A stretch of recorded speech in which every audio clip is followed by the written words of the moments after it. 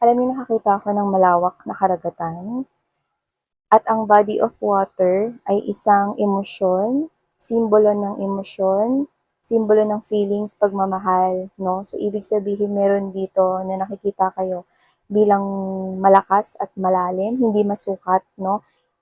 Kagaya ng isang karagatan, hindi masukat ang kanyang feelings or emosyon para sa'yo. So, napakabanayad ng nakita ko 'no, na nadaloy ng alon ng karagatan na yun. So, maaaring itong tao na 'to 'no, ay minamahal ka or matindi ang kanyang damdamin para sa'yo. Toroy, taray.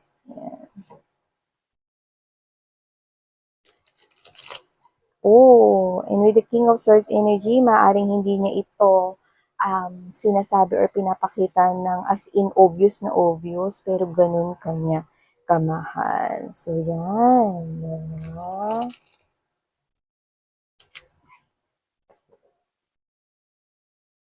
So, alamin natin. Okay? Kasi curious din ako eh. Napakalalim ng kanyang damdamin sa'yo. Alamin natin, no? Ano pa yung mga nilalaman ng damdamin nito? Spirits and Angel Guides, Archangel Michael, maraming salamat.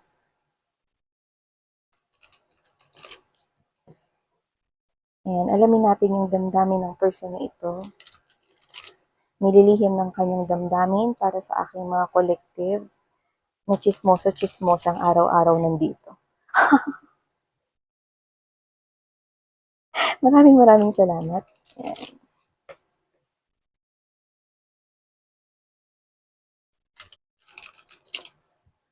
Yun.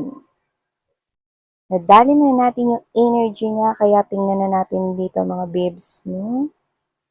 Kung ano ba yung tinatago niya pa no, sa kanya ritong damdamin.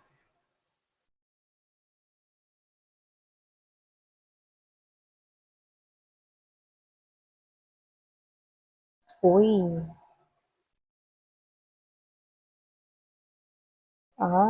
sabi ko sa inyo eh. So, kung sino man 'tong may nililihim sa inyo 'no, na person niyo na ito 'no, whether siya ay inyong ka-in relationship or connecting sa inyo, nasa buhay niyo na 'no, or wala pa sa buhay ninyo 'no, basta ito yung kanyang ililihim 'no, at puwedeng hindi niya ito aminin or sabihin ng direkta, pero puwedeng maramdaman ninyo, 'yun ang nakikita ko rito. So, hindi ko alam kung ito ba ay isang klase ng kasi parang nakukuha ko parang well reserved siya. So, hindi ko alam kung siya ba ay mahinhin, kung ano man yung gender niya mga babes, or parang hindi lang siya yung parang very expressive. So, yes, no, alamin natin yan. So, ilatag naman na natin lahat bago natin tuloy ang pag-usapan. Pero yes, kung sino man ito, no, ang ganda, no? Nakikita ko na mahal niya yung sarili niya talaga rito, no? At dahil dyan, alam na alam mo rin na talagang tunay kanyang minamahal, no? Tama yon, no? Kapag mahal ng isang tao ang kanyang sarili or may pagpapahalaga siya sa kanyang sarili, no, ibig sabihin alam niya kung paano ang magmahal. At itong tao na to, no, alam niya rito, no, na kung paano ka mahalin, no? So, ibig sabihin, no, itong tao na to ay mahal niya ang sarili niya, may respeto siya sa sarili niya, no, yan. So, totoo yun parang love yourself so that you can be able to love others. Yan, no? So, ang ganda. So, ilagay mo muna. Ilagay na muna natin lahat. So, yung iba, pwedeng magka-in relationship na kayo nito, no? Or hindi pa. Basta, nakikita ko rito na kung sino man to. Kasi yung iba, pwedeng wala pa to sa lives ninyo, eh, no? Pero yes, lives. Hindi ba lives miss yan? O, lives nga, no? Siyempre, so, nakikita ko rito mga babes, no, with the key, yan. See? Well reserved, no? Pwedeng hindi siya ganun, hindi siya very expressive in public na minamahal ka niya, pero very serious siya pagdating dito sa commitment na to sa'yo, sa connection or sa relasyon or yung iba kasi sa inyo pwedeng married na kayo nitong person na to. No? Yeah, two of water energy. Kung wala pa kayo nitong relationship, gusto niya na magkaroon kayo rito ng maging official or maging legal kayo. So, alamin natin yung mga nililihim ng kanyang damdamin. Ay, bongga. So, we have here the Three of Fire, Six of Fire. Wow! Four of Fire or the Four of Wands. Energy. So, grabe, no? So, pwedeng malihim siya or hindi lang siya ganun kadaldal kagaya mo. Basta nakikita ko dito pwedeng malihim lang siya. At saka medyo may hiyain yung ano niya, no? Energy niya. So, yun. Pag-usapan na natin to collective, no? Pero bago yan, hayaan nyo muna batiin ko kayo ng hi and hello new subscribers. By the way, my name is Yana. Sa returning subscribers na pabalik-balik diti, maraming thank you sa inyong walang sawang suporta. So, yun nga, wala tayong gender dito at pwede magkapalit-palit yung roles. You can flip roles if you want. Pero dito sa tingin ko, mga babes, no, hindi dito magkapalit-palit dito ang energies, no. Kanya talaga to. Yun yung nakukuha ko rito. So, ito yung nililihim ng kanyang damdamin dito, no. So, kahit na magka-in relationship na kayo nitong tao na to sa iba sa inyo, yung iba naman pwedeng wala pang official na kayo, pero you're on the same page already nitong tao na to. Sabi ko nga sa inyo, pwedeng mahiyain or tahimik siya, no? With the Four of Earth energy, Six of Earth energy, ito mga nilalaman ng damdamin niya rito, no, na pwedeng shy type or nahihiya siyang aminin. Pero sa nakikita ko rito, kung anong alam mo na mahal ka niya ngayon, well, girl, hindi ko alam kung sino yung makausap ko ngayon no, na nanonood at nakikinig sa akin, no? Kung anong alam mo sa pagmamahal niya sa'yo, kunwari, alam mo, no, mahal ka niya ng 100%, no? Girl or boy, okay? Or LGBT, okay? Mas mahal ka niya ng higit pa sa nalalaman mo. So, this person loves you more than you'll ever know. So, yun nga yun mga babes, hindi ko alam kung anong klase, no, ang pagmamahal na ito kasi kahit sa salita hindi ko maipakahulugan ito, no. Like walang pinaka right word na pwede kong gamitin, napakaganda, no. Yun lang yung masasabi ko. Napakaganda ng binubugan niyang energy rito sa iyo. At with the Four of Earth energy, Six of Earth energy, nakikita ko rito na kahit kailan hindi kanya gustong pakawalan, yun ang nililihim ng kanyang damdamin. Ikaw ang nilalaman ng kanyang puso't isipan, no? So, sarado ang kanya rito, no, na atensyon, ang kanyang isipan, ang kanyang mata, hindi ko nakikitang titingin sa iba. Six of Earth energy, walang ibang iaalay na pag-ibig kundi sa'yo lamang. Oo, alam ko, nagiging makata ko rito kasi ito ang binubuga ng energy ng person nyo. So, ibig sabihin, minamahal niya kayo ng tunay at hindi ko alam kung ba't ko naririnig ang Let me love you, Carmelita. Eee! So, ba't may imis niya? So, yeah, maaaring meron dito, no, na meron na rito mga old tayong nakapakinig, mga titos and titas or mga momshies, no, natin dyan, no, or mga lolo't lola ng tagapakinig ngayon. So, pwedeng matagal na kayong magka-in relationship nito or kasal na kayo, minamahal ka pa rin niya. Ay, so pwedeng team song niyo yung Carmelita na yun. Yung iba naman doesn't have to be na oldies kayo. Pwede naman na mga youngsters din dito pero you know, gusto niyo yung kantang ganyan or gusto niyo yung mga kantang makaluma, could be. Or baka this Carmelita song, no, narinig nyo somewhere, baka pinapatugtog ng tatay at nanay niya, this could be a reading. Pero yun nga, no, wala. No? Walang iba. No? Wala siyang ibang dito nakikita, no? Kundi kayo lamang. At wala siyang ibang magiging mapagbigay, no, sa kanya rito atensyon, oras at panahon, kundi sa iyo lamang malinaw na malinaw. And with this Ace of Fire energy, no, yun nga sinasabi ko sa inyo, hindi nyo alam na ganyan nag-aalab ang kanyang pag-ibig sa iyo, no, nililihim ng kanyang damdamin. So, hindi ko alam kung sino nakausap ko rito. Pero ang person mo, mahal na mahal ka niya, no, at taas ang dalawa kong kamay, no, like hands up dito sa tao na to. Okay? So, alam niya, no, kung paano ka rito mahalin at ramdam mo yun.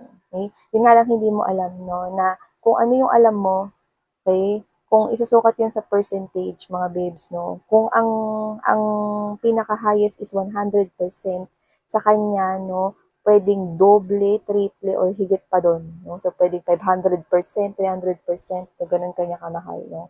So, yun nakikita ko rito. So, this person could be someone here, sa iba sa inyo, with the Buddha right here, okay?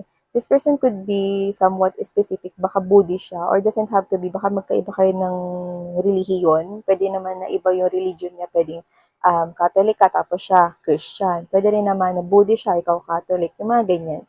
May difference sa paniniwala ninyo. Iba naman, hindi ibig sabihin na relihiyon yung pagkakaiba ninyo, pwede may pagkakaiba kayo sa kinalakihan. No? So, pwedeng siya ay lumaki sa ibang lugar or ibang bansa, pwede pong ganon.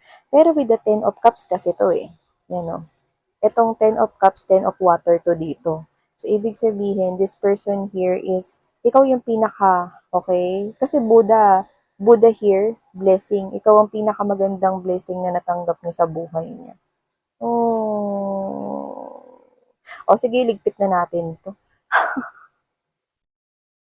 Niligpit agad. With the Six of Water energy na Justice, Nine of Water, alam mo, mga babes, no, kung hindi niyo pa to sinasagot, okay, hindi niyo pa siya sinasagot, pero sa paningin niya, asawa niya na kayo. Yan, no? Ganun niya kayo rito, tinatangi, no, at minamahal. Seryoso siya. King of Swords energy sa relationship niya sa'yo. Gusto niya talagang dalhin tong relationship na to the next level. Yung iba, mga babes, no, pwedeng hindi pa to umaamin, pero kayo na talaga yung nakikita niyang makakasama niya sa future niya. Yung iba, no, boyfriend, girlfriend pa lang kayo, gusto niya bitbitin mo yung pangalan niya or gusto niya, no, na maging apelyido mo yung apelyido niya or gusto niya, no, na maging asawa ka niya. Wala tayong gender dito. Pero justice, this is someone here na gusto niya rito na maging pamilya kayong dalawa. Yan. Kung wala pa kayong kasal at nagsasama na kayo, gusto kanyang pakasalan. Kahit sa ang simbahan. Pero yung nakuha ko rito, yung iba sa inyo, na meron kayong simbahan na parang dun mo gusto na ikasal kayo. No? So, I don't know kung sino yung mga energies na yun, pero nakikita ko rito na may mga ganon. Pero in general, gusto niya kayo rito pakasalan at makasama. No? Napaka ano ng damdamin niya, yung parang ano, parang dahil natagpuan ka niya, parang hirap ng mabuhay nang wala ka, kung mawawala ka. Ganun yung energy niya. At itong tao na to, na hinintay at kayo ang ipinagdasal niya rito, yun na nakikita ko rito. So ngayon na dumating kayo sa buhay niya, hindi na kayo para pakawalan niya, kundi para kayo ay ingatan at alagaan niya. Sino ba to? Yan, no, mga babes. Hindi siya namamalikmata at hindi rin malabo ang kanyang mga paningin, no? Ikaw talaga ang kanya ritong iniibig at yung iba sa inyo, siya yung hinihintay mo. Yung iba specific person nyo to. So, maaring may high potential na crush mo siya matagal na or hinihintay mo siya. Ibig sabihin may gusto ka rin sa kanya, no? Ibig sabihin siya rin talaga yung napupusuan or nagugustuhan mo, officially man kayo or hindi pa kayo, or may relationship man kayo or hindi pa kayo, alam mong siya yung hinihintay mo. Ah? Three of fire energy, six of fire, four of fire energy. I'm seeing that this person here wants to take the relationship to the next level. In the future, nakikita ko kayo, no, na mas magiging maganda pa, no, yung pakikitungo sa inyo ng taong ito. Okay? Kasi ramdam niya sa inyo yung happiness na hindi mapantayan, Ten of Water energy. Parang mahal niya yung sarili niya at mas lalo niyang minahal yung sarili niya dahil sa'yo. So, pwedeng pinalalakas mo yung loob niya, no? Ayan, no, gusto ko niya makasama sa future, no? Gusto niya rito na talagang maging pamilya kayo. Baka yung iba, live-in kayo or matagal nang kayo, boyfriend, girlfriend, no? At gusto niyang pakasalan ka. Yan, no? Nakikita ko rito, no, that with the Four of Fire energy, nakikita ko rito na gusto niya rito, magpupursige siya na ibigay sa'yo rito yung kasal na gusto mo.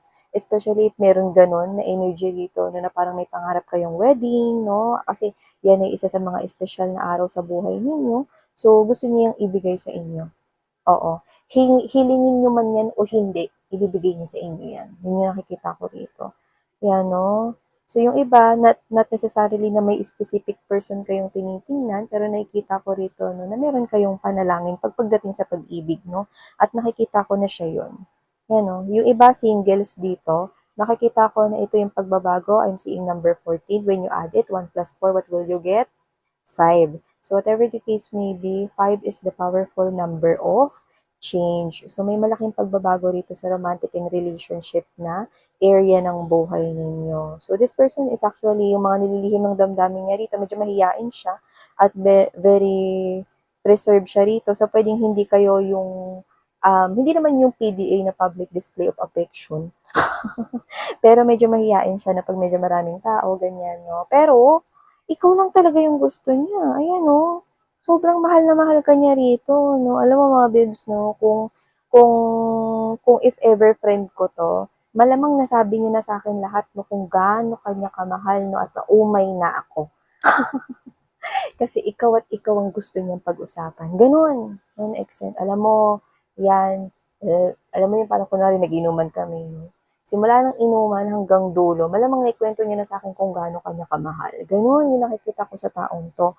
Minamahal ka niya nang hindi mo nalalaman. No? At maaaring kagulat mo no, na kung ano yung akala mo no, na parang extent ng pagmamahal niya sa'yo. Well, sobra-sobra pa rito, babe. So, hindi ko alam, wala na akong nakita rito, napaka-transparent, no, ng damdamin niya para sa'yo. Sobrang mahal ka niya, no. Hindi ko sinabing manginginom siya. Example lang yung mga babes niya. Parang, kunwari, close kami nito. Pagka nag-inuman kami, if ever, no, nakwento niya na sa akin rito, no, yung kung ano yung pagmamahal niya para sa'yo. At, okay, nakikita ko na pinagmamalaki ka niya ng sobra. Yan. So, yeah. Wow, very direct, no? Yun yung nakuha natin dito pero napaka-diretso. So, yan, meron ditong taong nagmamahal at kung wala pa to, ganito siya magmamahal sa'yo. Yan ang nilalaman ng damdamin niya, no? Malaman mo man o hindi kasi medyo mahiyain siya eh, kahit pagdating sa'yo eh. May ganun eh. Okay? So, may shy type eh, no? Na may halong kilig eh. So, yan, ito ang mga nakuha nating mensahe for you guys. Wow! You've got someone here who's totally in love with you. 200, 300, 500, more pa nga na percent dito. So, thank you so much mga babes and congratulations. You have someone here who has this rare type of love. Yeah, okay? So, thank you so much. Sayang Heyo Love and Light. Ayan.